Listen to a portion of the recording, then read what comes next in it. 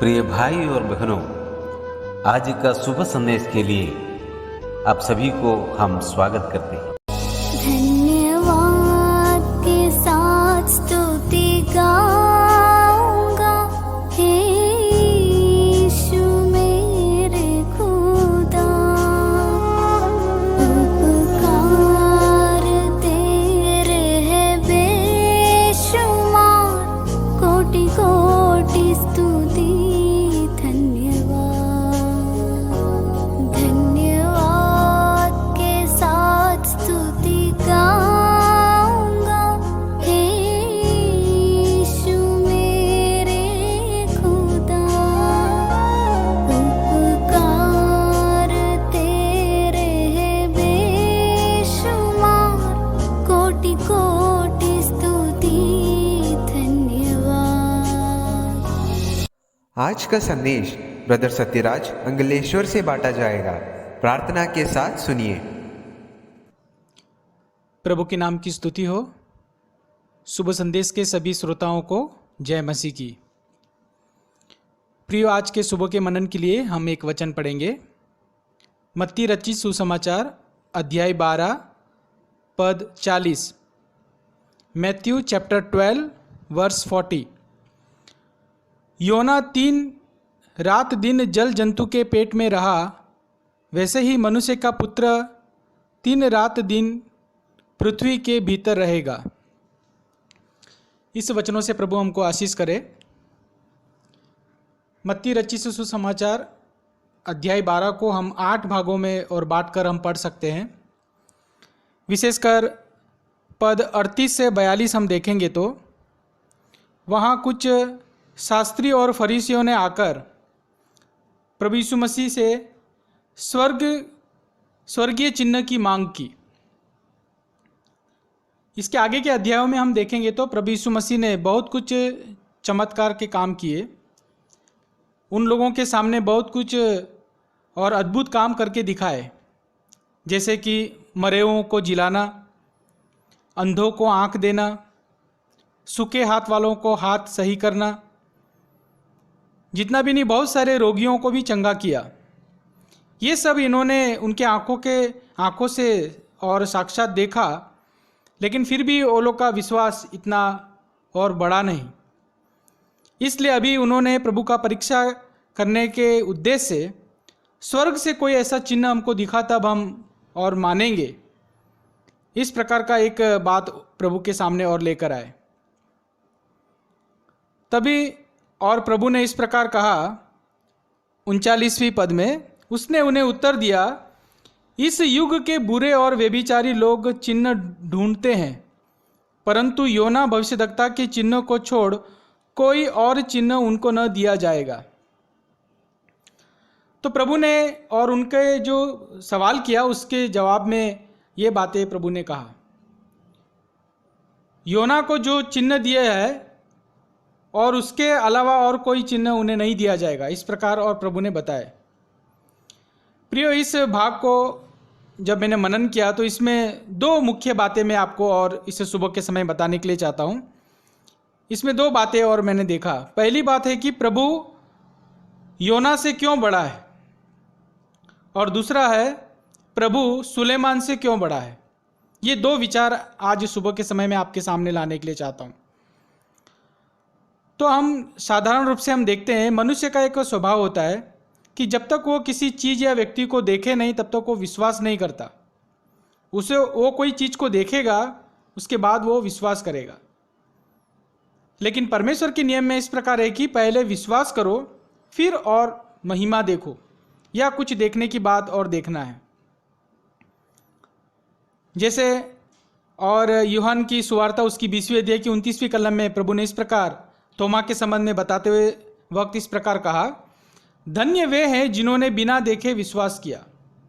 तो जो बिना देखे विश्वास करते वो धन्य व्यक्ति है, क्योंकि उनके सामने कुछ भी नहीं है और उन्होंने प्रभु पर और विश्वास किया।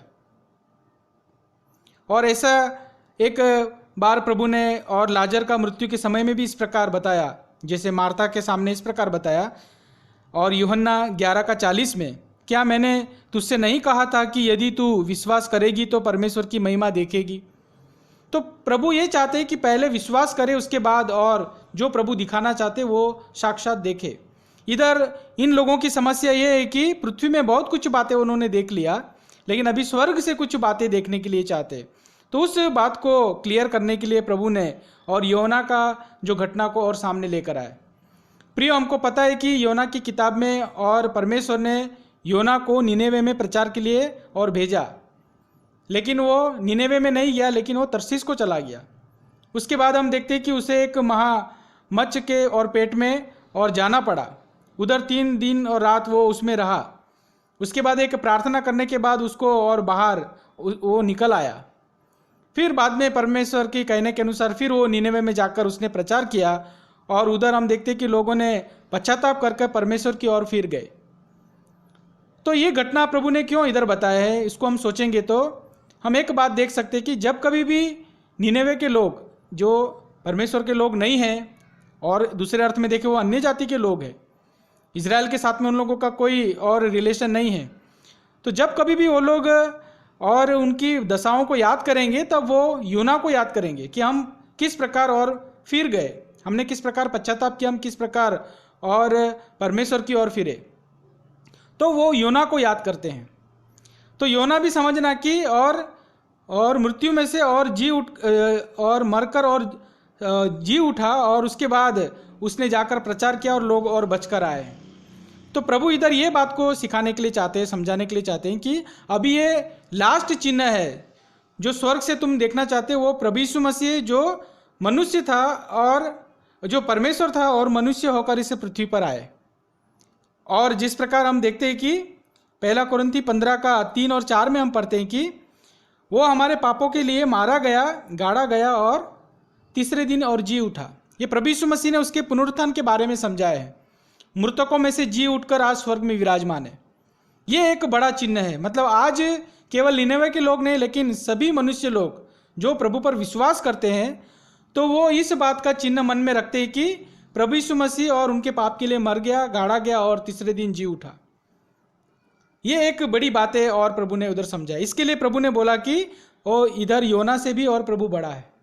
मतलब सारे जगत के लोगों के लिए उसने एक ये बातें, चिन्ह का बातें को दर्शाए। निनेवे के लोग योना को याद करते हैं, वो एक चिन्ह के रूप में है, लेकिन इधर योना से भी प्रभु बड़ा है। मतलब वो उस चिन्ह को याद करते कि वो पुनरुत्थान हुआ।